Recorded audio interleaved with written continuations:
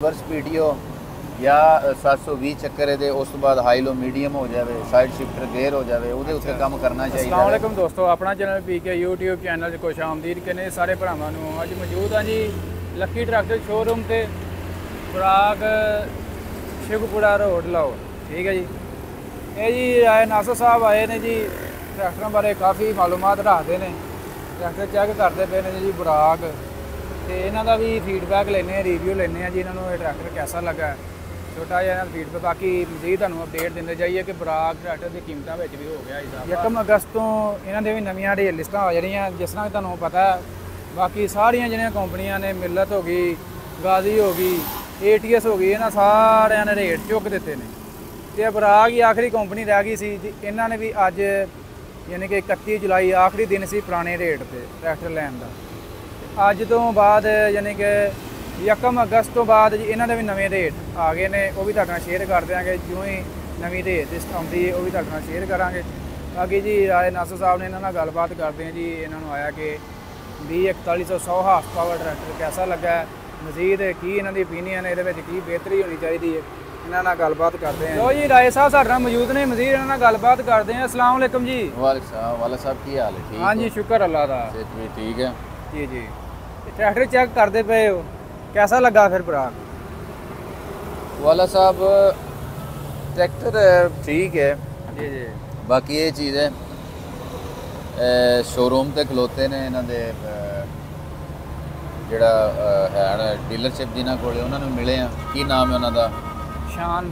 साहब ਜੀ शान साहब ਹਾਂਜੀ ਸ਼ਾਨ ਸਾਹਿਬ ਉਹਨਾਂ ਨੇ ਮਿਲੇ ਉਹਨਾਂ ਕੋਲ ਪੁੱਛਿਆ ਹੋਵੇ ਕਾਫੀ ਸਵਾਲ ਜਵਾਬ ਕੀਤੇ ਨੇ ਉਹਨਾਂ ਨੂੰ ਕਿ ਸਾਡੇ ਪਾਕਿਸਤਾਨ ਦੇ ਵਿੱਚ ਤਕਰੀਬਨ 3 ਕੰਪਨੀਆਂ ਨੇ ਇਸ ਟਾਈਮ ਇੱਕੋ ਡਿਜ਼ਾਈਨ ਦੇ ਟਰੈਕਟਰ ਬਣਾ ਰਹੀਆਂ ਨੇ ਤੇ ਤੁਹਾਡਾ ਅਸੀਂ ਕਿਉਂ ਖਰੀਦੀਏ ਇਹਦੀ ਵਜ੍ਹਾ ਕੀ ਹੈ ਉਹਨਾਂ ਨੇ ਕਿਹਾ ਜੀ ਬਜ਼ਾਹਿਰ ਸ਼ਕਲ ਇੱਕ ਹੀ ਹੈ ਮਾਰਕੀਟ ਦੇ ਵਿੱਚ ਪਾਰਟਸ ਉਹੀ ਅਵੇਲ ਸਨ ਜਿਹੜੇ ਅਗਰ ਕੋਈ ਟਰੈਕਟਰ ਖਰੀਦਦਾ ਉਹ ਲੈ ਕੇ ਜਾਂਦਾ ਫੀਲਡ ਦੇ ਵਿੱਚ ਤੇ ਆਸਾਨੀ ਨਾਲ ਜਿਹੜੇ ਪਾਰਟਸ ਮਿਲ ਸਕਦੇ ਨੇ ਕਿਉਂਕਿ ਨਵੀਂ ਚੀਜ਼ ਤਿਆਰ ਕਰਾਂਗੇ ਉਹਦੇ ਪਾਰਟਸ ਦਾ ਮਸਲਾ ਬਣੇਗਾ ਵਕਤੀ ਇੱਕ ਵਾਰੀ ਅਸੀਂ ਇਹ ਚੀਜ਼ ਤਿਆਰ ਕੀਤੀ ਹੈ ਬਜ਼ਾਹਿਰ ਇਹਦੇ ਕੱਪੜੇ ਜਿਹੜੇ ਨੇ ਉਹੀ ਨੇ ਅੰਦਰੂ ਯਾਨੀ ਕਲਚ ਪਲੇਟ ਦਾ ਫਰਕ ਪਿਆ ਉਸ ਤੋਂ ਬਾਅਦ ਇੰਜਣ ਜਿਹੜਾ ਵੀ 100 ਹਾਰਸ ਪਾਵਰ ਦਾ ਉਹ ਕਹਿ ਰਹੇ ਨੇ ਜੀ ਇਹ ਉਹ ਬਲਾਕ ਨਹੀਂ ਹੈ ਕਿਉਂਕਿ ਕੰਪਨੀ ਕਹਿ ਰਹੀ ਹੈ ਕਿ 85 ਵਾਲਾ ਬਲਾਕ ਨਹੀਂ ਹੈ ਟਰਬੋ ਜਿਹੜੀ ਇਹਦੇ ਵਿੱਚ ਇੰਸਟਾਲ ਕੀਤੀ ਔਰ ਉਸ ਤੋਂ ਬਾਅਦ ਇੱਕ ਸ਼ਾਵਰ ਸਿਸਟਮ ਹੁੰਦਾ ਵੇ 100 ਹਾਰਸ ਪਾਵਰ ਟਰੈਕਟਰ ਦੇ ਵਿੱਚ ਇਹ ਉਹ ਬਲਾਕ ਹੈ ਬਾਕੀ ਇਨਸ਼ਾਅੱਲਾ ਇਹਦਾ ਫੀਡਬੈਕ ਆਏਗਾ ਤਾਂ ਪਤਾ ਲੱਗੇਗਾ ਜੀ ਪਲੇਟਫਾਰਮ ਦਾ ਵੀ ਫਰਕ ਉਹਨਾਂ ਨੇ ਬਣਾਇਆ ਮਜ਼ੀਦ ਉਹ ਕਹਿੰਦੇ ਨੇ ਕਿ ਇਹਦੇ ਵਿੱਚ ਜਿੱਦਤ ਲਿਆਂਦੀ ਅਸੀਂ ਕੁਝ ਸਵਾਲ ਉਹਨਾਂ ਨੇ ਕੀ ਕੀਤੇ ਨੇ ਕਿ ਟੈਂਕੀ ਜਾਂ ਪਾਇਦਾਨ ਵਗੈਰਾ ਜਾਂ ਪਲੇਟਫਾਰਮ ਤੇ ਉਹਨਾਂ ਨੇ ਕਿਹਾ ਜਿਹੜੇ ਨਵੇਂ ਮਾਡਲ ਸਾਡੇ ਚੱਲਦੇ ਪਏ ਨੇ ਫੀਲਡ ਦੇ ਵਿੱਚ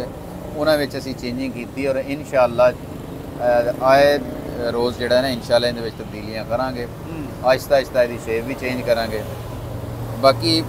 ਫੀਡਬੈਕ ਜਿਹੜਾ ਨਾ ਇਹਦਾ ਉਹ ਤਾਂ ਸਾਡੇ ਦੋਸਤ ਦੇ ਸਕਦੇ ਨੇ ਕਿ ਜਿਹੜੇ ਇਹਨੂੰ ਯੂਜ਼ ਕਰਨਗੇ ਬਜ਼ਾਰ ਅੱਛੀ ਗੱਲ ਹੈ ਚਲੋ ਤੁਹਾਡੀ ਕੀ ਰਿਕੁਆਇਰਮੈਂਟ ਸੀ ਵੀ ਕੰਪਨੀ ਨੂੰ ਇਹ ਵਿੱਚ ਲਾਜ਼ਮੀ ਫੀਚਰ ਦੇਣਾ ਚਾਹੀਦਾ ਹੈ ਕੁਝ ਆਪਣੀ ਸਰ ਉਹਨਾਂ ਕੇ ਗੱਲ ਕੀਤੀ ਉਹਨਾਂ ਨੇ ਕਿਹਾ ਵੀ ਰਿਵਰਸ ਪੀਟੀਓ ਜਾਂ 720 ਚੱਕਰ ਦੇ ਉਸ ਤੋਂ ਬਾਅਦ ਹਾਈ ਲੋ ਮੀਡੀਅਮ ਹੋ ਜਾਵੇ ਸਾਈਡ ਸ਼ਿਫਟਰ ਗੇਅਰ ਹੋ ਜਾਵੇ ਉਹਦੇ ਉੱਤੇ ਕੰਮ ਕਰਨਾ ਚਾਹੀਦਾ ਵੇ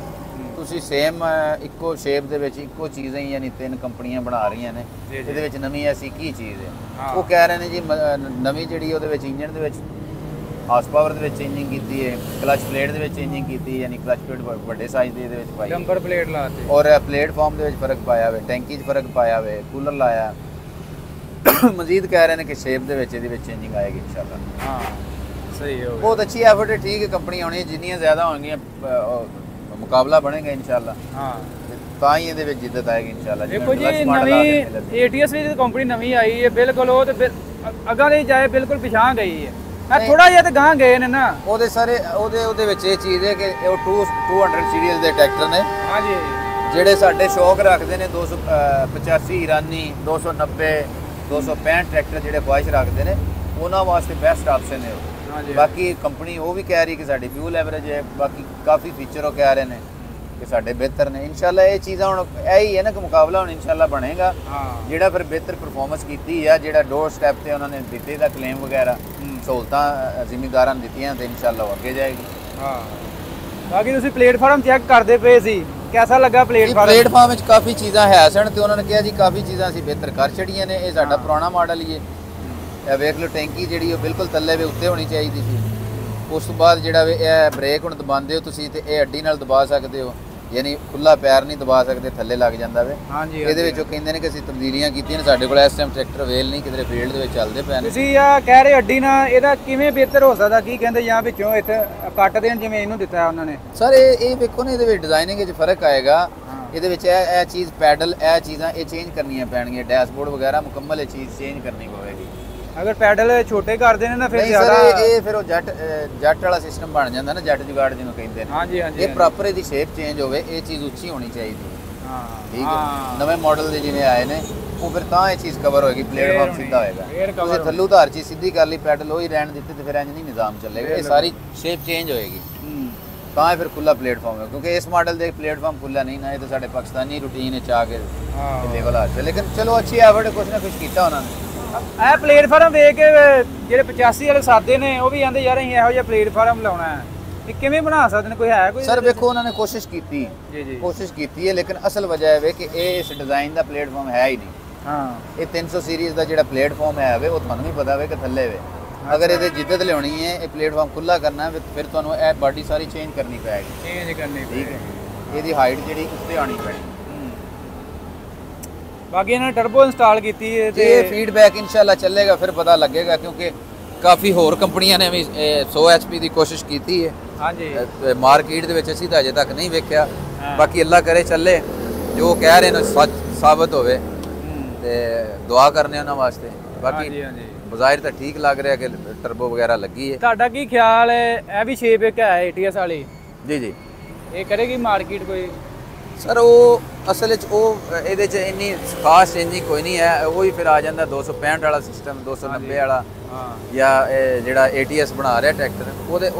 ਉਹੀ ਚੀਜ਼ ਹੈ ਇਹਦੇ ਵਿੱਚ। ਗ੍ਰਿਲ ਵਗੈਰਾ ਬਣਾਈ ਨੇ, ਸੋਹਣੀ ਖੂਬਸੂਰਤ ਬਣਾਈ ਹੈ। ਬਾਕੀ ਇਹ ਵੇ ਕਿ ਕੋਸ਼ਿਸ਼ ਹੋਣੀ ਚਾਹੀਦੀ ਕਿ ਨਵੀਆਂ ਕੰਪਨੀਆਂ ਆਉਣ, ਯਕਦਮ ਕੰਪਨੀ ਦੇ ਉੱਤੇ ਨਹੀਂ ਕਰਨਾ ਚਾਹੀਦਾ ਕਿ ਜੀ ਇਹ ਕੀ ਕਰ ਰਹੇ ਤੇ ਉਹ ਕੀ ਕਰ ਰਹੇ ਨੇ।